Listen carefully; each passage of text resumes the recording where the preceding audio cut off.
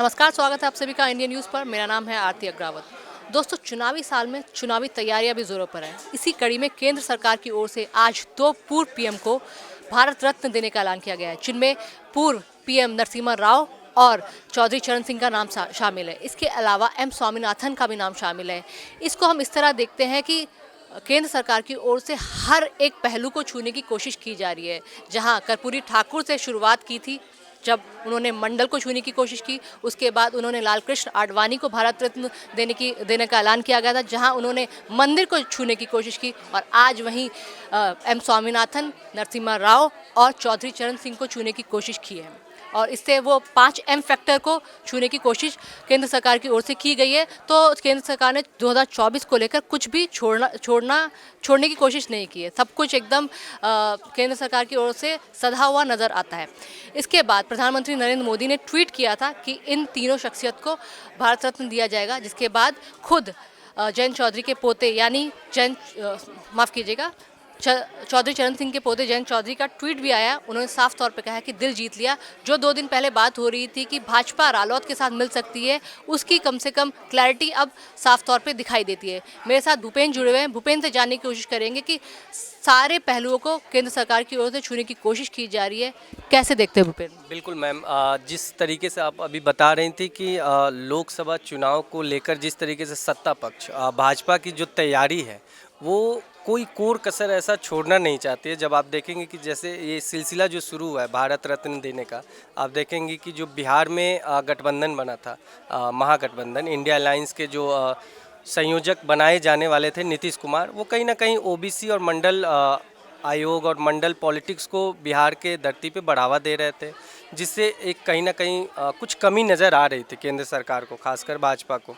तो उन्होंने शुरू किया, कर्पूरी ठाकुर को सबसे पहले भारत रत्न पुरस्कार से सम्मानित किया।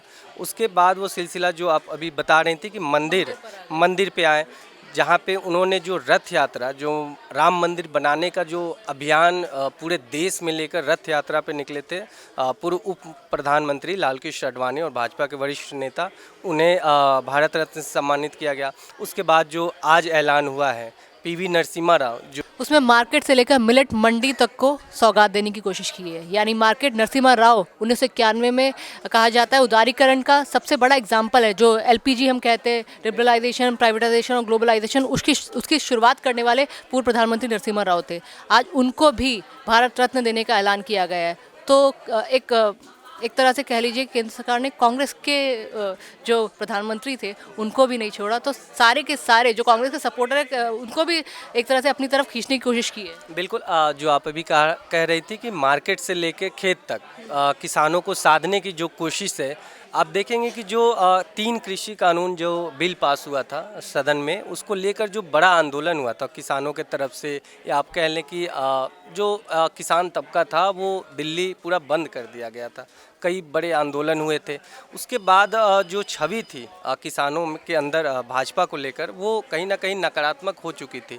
उसको लेकर और जयंत चौधरी जो अभी हालिया पिछले दिनों जो जयंत चौधरी को लेकर एनडीए में शामिल होने की जो बातें हो रही हैं, उसको लेकर भी तो ये 2 कड़ी एक साथ साधने की, चौधरी चरण सिंह को भारत रत्न सम्मानित करने के बाद ये दोनों कड़ियाँ ठीक कर, जो बिखर रही थी वो ठीक होने की दिशा में अब भाजपा की तरफ से ये कोशिश हुई है। साथ ही नरसिम्हा राव तो एक तरीके से जो रोजगार को लेकर जो विपक्ष सवाल उठाता है कि बेरोजगारी इस तरीके से है, प्राइवेट सेक्टर्स में भी जॉब नहीं है, सरकारी सेक्टर्स में भी जॉब नहीं है, तो कहीं ना कहीं नरसिम्हा राव जिन्हें भारत के उदारीकरण के लिए बड़ा एक नेता और एक दूरदर्शी नेता माना जाता है, उनको देख के कहीं ना कहीं कांग्रेस और जो एक तरीके से कह लें लिबरल तबका है, उसको साधने की बीजेपी की और पीएम मोदी की कोशिश रही है।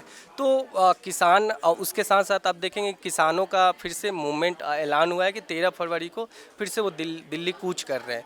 तो उसको भी कहीं ना कहीं तालमेल बैठाने की, क्योंकि पिछले दिनों ही देखेंगे कि बीजेपी के कई केंद्रीय मंत्री और पंजाब के सीएम भगवत मान के साथ मीटिंग हुई थी, समझौता हो रहा था कि क्या करना है, उस दिल्ली कूच करना है या नहीं करना है। तो एक तरीके से बिचौलिए की भूमिका निभा रहे थे भगवत मान। तो कहीं ना कहीं चौधरी चरण सिंह को ये भारत रत्न अवार्ड से सम्मानित करके बीजेपी ये कोशिश कर रही है कि कोई भी एक छोटा सा भी कोर कसर बाकी न रह जाए। इस बीच में हम एम स्वामीनाथन को भी हमें छोड़ना नहीं चाहिए, जो कृषि क्षेत्र में उनका बहुत बड़ा योगदान रहा था।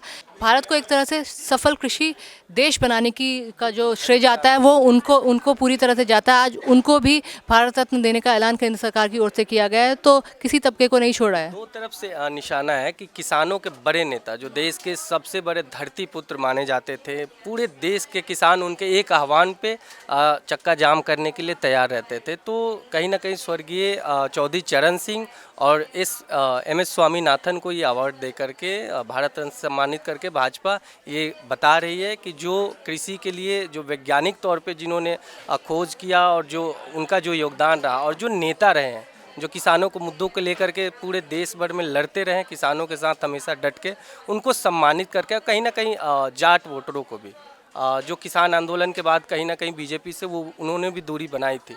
तो एक तीर से जाट नहीं, इसमें तो सिर्फ पूरे पंजाब के किसानों को भी साधने की कोशिश की जा रही है। इसी बीच में अकाली दल से भी भाजपा की ओर से बातें चल रही है। टीडीपी की जो पुराने साथी रूठ गए थे उन्हें भी मनाने की कोशिश भाजपा की तरफ से की जा रही है।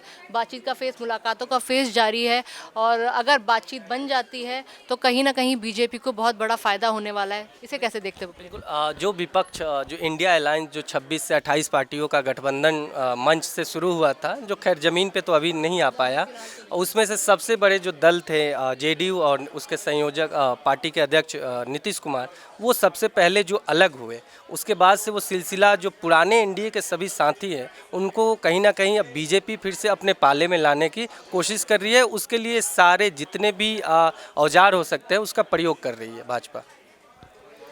भाजपा अपने सभी औजारों का प्रयोग कर रही है, लेकिन कहीं ना कहीं कांग्रेस भी तैयारियों पे लगी हुई है। भारत जोड़ो न्याय यात्रा राहुल गांधी पुरजोर तरीके से कर रहे हैं। प्रधानमंत्री की जाति को लेकर भी निशाना साध रहे हैं, तमाम निशाने साध रहे हैं। बात तो बहुत ज़्यादा पुख्ता तौर पे कई बातें कह रहे हैं, एक तरफ से अपनी तैयारियों में लगे हुए हैं। लेकिन अगर गठबंधन की इंडी अलायंस की बात करें तो फिलहाल बिखरा हुआ है, उसमें कोई भी क्लैरिटी कम से कम ऑन ग्राउंड तो फिलहाल नहीं दिखाई दे रही है। हालांकि कांग्रेस अपनी ओर से, आम आदमी पार्टी अपनी ओर से, टीएमसी अपनी ओर से कोशिशों में लगी हुई है, लेकिन एक साथ नहीं दिखाई देते हैं। लेकिन वहीं बीजेपी की जो स्ट्रैटेजी है, हर क्षेत्र के हर तबके के लोगों को साथ लाने की कोशिश, और वो चुनाव से पहले 3-4 महीने पहले दिखने लगी है, और इसका पूरा नतीजा बीजेपी को मिलता हुआ दिखाई देगा। एक एज अ विपक्ष भी अगर हम सवाल उठाएं तो कहीं ना कहीं विपक्ष हमारा कमज़ोर दिखाई पड़ रहा है अभी चुनावी तैयारियों में भी।